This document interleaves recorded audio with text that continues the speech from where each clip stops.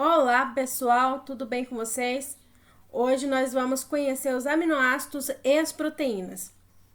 O professor docente de vocês é o professor Alexandre Faria e eu sou a estagiária Midiele. Vamos conhecer agora um pouco sobre os aminoácidos. Os aminoácidos, eles são compostos bioquímicos que apresentam as funções amina e a função ácido carboxílico. A função o grupo amina está em um lado da cadeia e o grupo carboxílico está do outro lado da cadeia. Os aminoácidos, eles são fundamentais para a formação das proteínas, que se unem através de ligações peptídicas para formar as proteínas ou para formar os peptídeos. Os aminoácidos apresentam o grupo amina e o grupo ácido carboxílico ligado a um carbono. E esse carbono a qual ele está ligado é chamado de carbono alfa. E por isso nós chamamos esses aminoácidos de alfa-aminoácidos.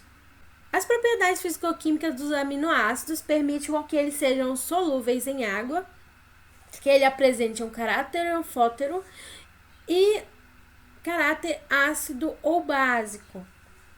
A gente vai entender cada um dessas propriedades que os aminoácidos possuem. Primeiramente, vamos falar do caráter anfótero que os aminoácidos possuem. Os aminoácidos, por possuírem em sua cadeia tanto a função amino quanto a função ácido carboxílico, ele vai apresentar tanto característica ácida quanto característica básica, simplesmente por apresentarem o grupo amino e o grupo do ácido carboxílico em sua composição, em sua cadeia. E o que é o anfótero? Anfótero é quando uma substância química consegue se comportar tanto como ácido e como base. E aí a gente diz que ela tem um caráter anfótero. Dessa forma, nós podemos concluir que os aminoácidos, eles são formados por funções mistas, porque aí ele vai ter duas funções, nesse caso aqui, como principal em sua cadeia. Os aminoácidos também possuem caráter ácido e básico.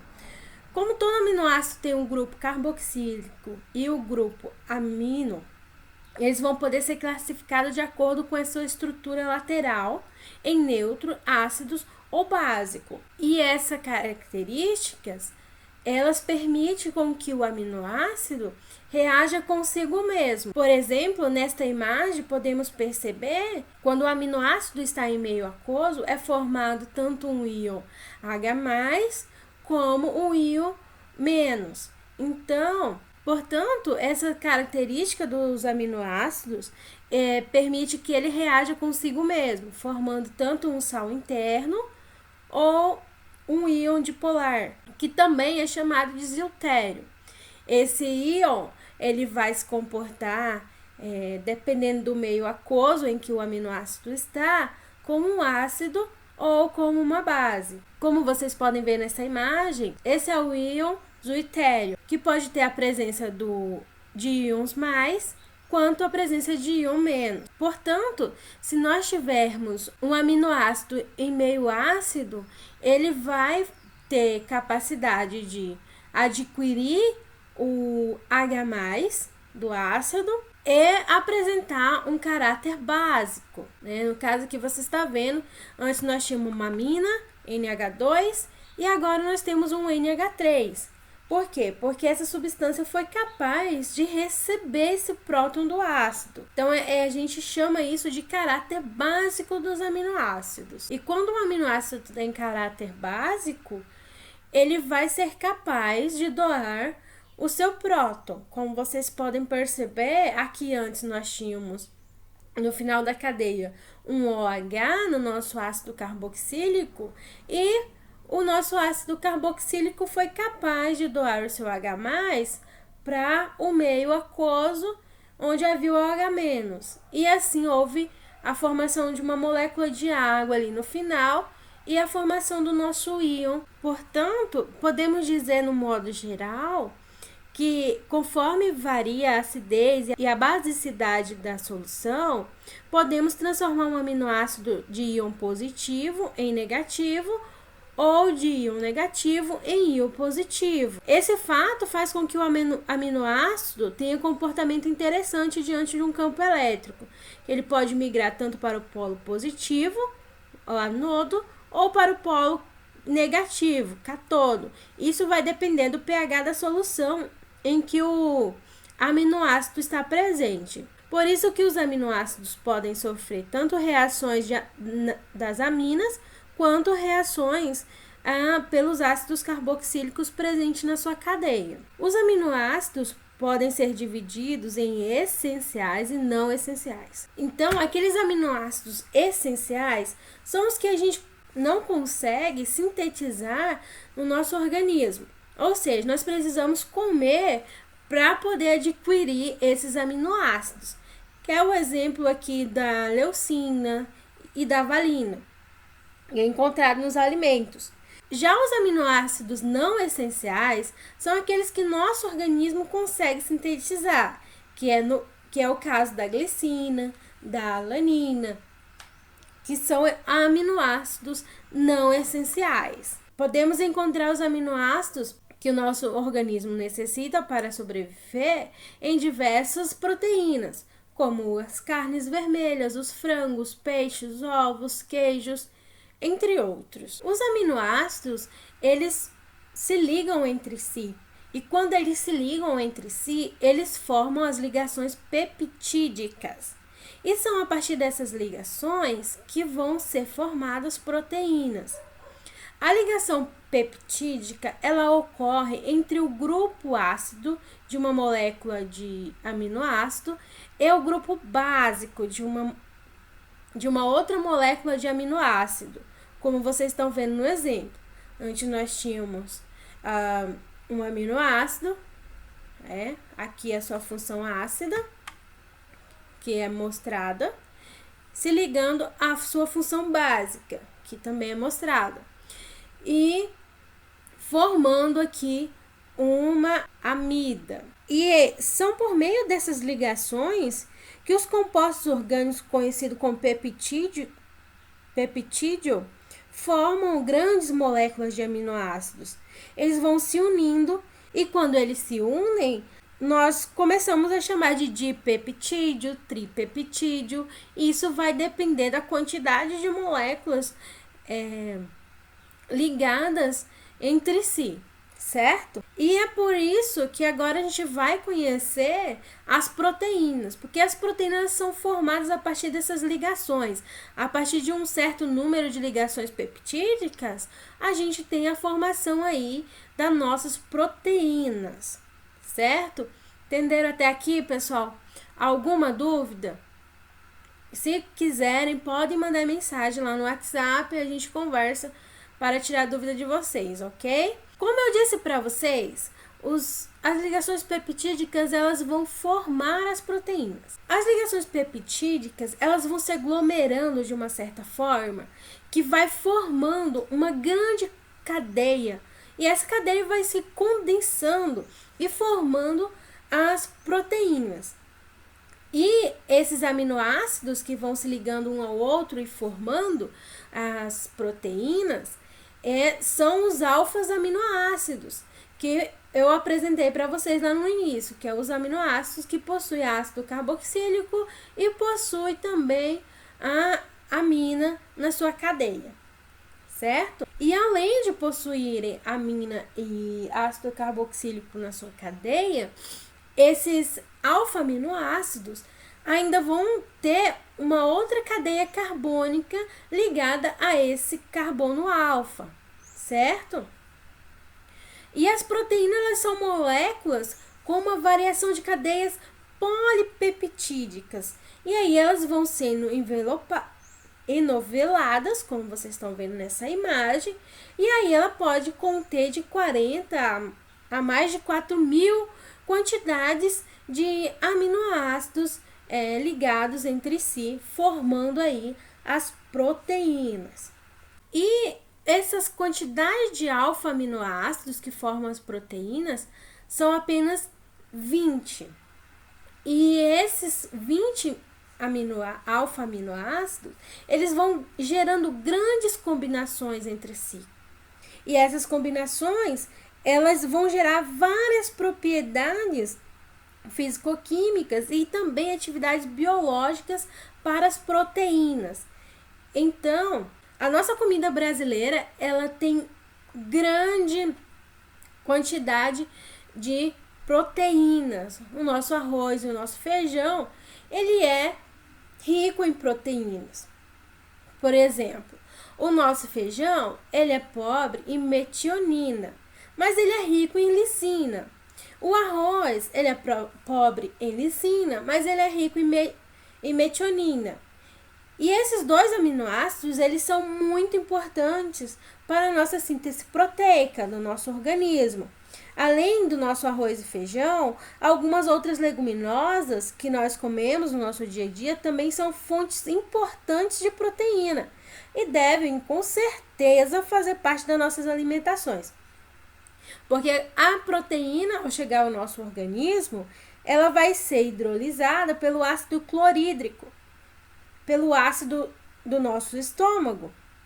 E assim o nosso organismo consegue construir tecidos e músculos para o nosso corpo. Então, as proteínas, elas são muito, muito importantes mesmo para o nosso organismo. Os aminoácidos que formam as proteínas, eles são subdivididos em 7 categorias.